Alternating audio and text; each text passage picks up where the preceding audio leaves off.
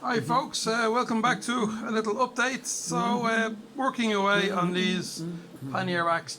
These racks are actually my idea for soft panniers. It's just to stop the pannier from moving in and touching off the wheel, and it's just to keep them nice and steady when they're on the bike so they're not swinging inside. Anyway, I've made them a little bit shorter. I've reduced this angle here. This was much sharper here, and this angle was coming this way. I wasn't happy with it. This point was a bit too close to the passenger's inside knee, and this would have been too close to their ankle for a pillion. I wasn't happy about that. I wanted to bring it back a bit, but also I don't want them too long, because I'm going to have the indicators here as the factory have them. So this pannier rack is quite short, so I can leave the factory indicators on the bike. I'll show you all that when I go in to fit it later after painting and everything.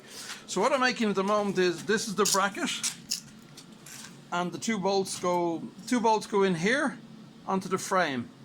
And if you look at the frame, you'll know that the frame is a little bit this way. These brackets are a bit, they're not straight. They're not at a right angle. But I want this as a right angle to the bike. So that's what I'm doing at the moment. I have the holes drilled, just rounded off the edges a bit, and that's how it's looking at the moment. So that's it for today, and I'll post some more stuff later. I've to do the welding on both of these, and then I'll fit them on the bike. When I fit them on the bike, I'll show you. But also I have to make brackets to go from here down to the exhaust pipe. The hole drilled for the exhaust pipe, that'll be a straightening bracket. There'll be 3 connecting points altogether, and considering these won't actually be holding steel panniers, they'll only be supporting the throw over panniers. So 3 fixing points should be plenty. So there's 1 fixing point I won't use that some other people use, but I have an idea for 1 point that I've noticed might be useful for these particular racks. And again, I'll show you that when I get around to it. Okay, thanks for watching the channel. I think Moto Latvia, I think I'll leave that as the name of the channel, because I do live in Latvia. I'm from Ireland, so I just thought, leave the channel as that. So thanks for watching, Harry out. So what I'm doing now is I'm just offering it up, just to see how it fits. Now, to work out my bolt length for the new bolts, because you'll obviously need a longer bolt than the original one. Get a long bolt like this, put it through your mounting hole, and you can feel the bolt coming through, so you know it's come through. Okay, you'll feel it coming, protruding with your finger, and then just have this nut on the bolt and screw this nut in tight against this plate. And then, I'll try to do this one-handed, a little bit awkward. So then, when you take out, you unscrew this long bolt, okay, take out this bolt, and because this nut has been up against the mounting plate, you know what your new bolt length is. So, that's the size you want to buy. As opposed to, hold on, I'll just reach across here and get one of the originals. You can see the difference in length. So that was the original one. That's the new one, and that's the original one. So that gives you an idea of what length. You can do that with any application. Once you put that nut on, there's your new bolt, and there's your old bolt. So just a simple way of judging.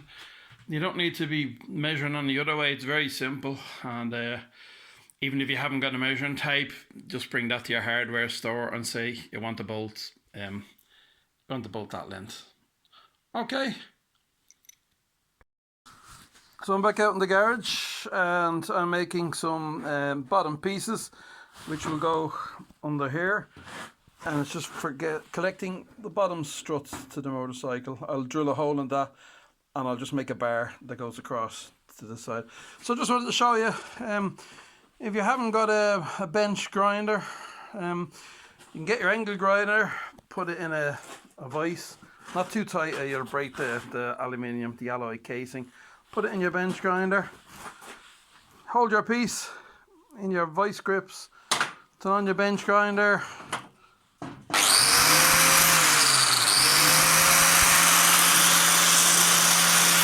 and then if you hold it here,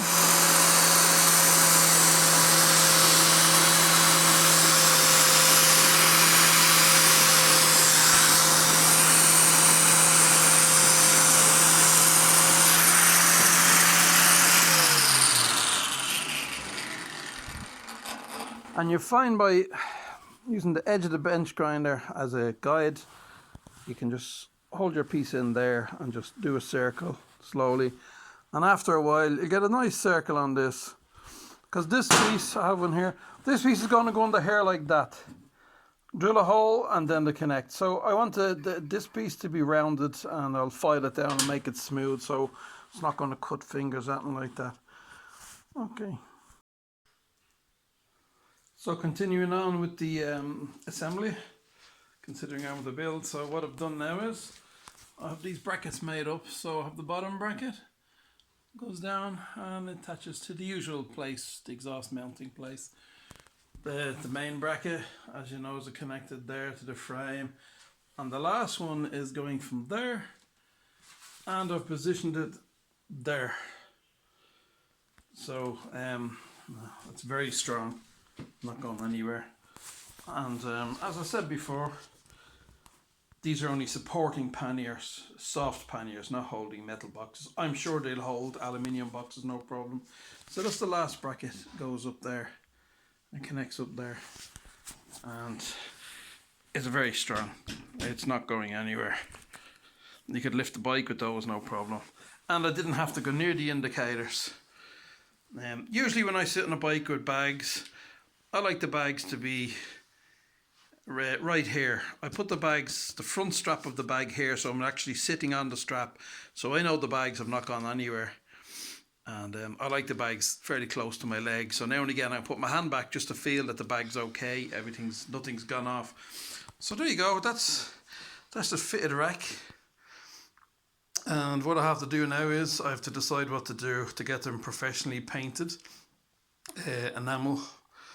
Or I don't know, where I live in Latvia, I don't think there's anywhere that does plastic coating, which I would prefer.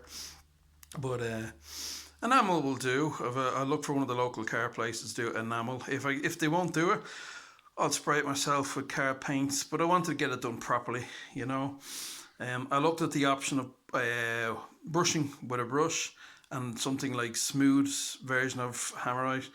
But I've read online a lot of people have tried that, and it's just terrible stuff. It's not the same quality it was years ago, and it's very hard to do without getting runs and takes ages to dry. So I'll see what I'll do next. Anyway, I'm very happy with progress. I'm just going to go and fit the other one. That's that one fitted, and it sits out not too far. And the other one, I'm just going to put that on now and offer everything up.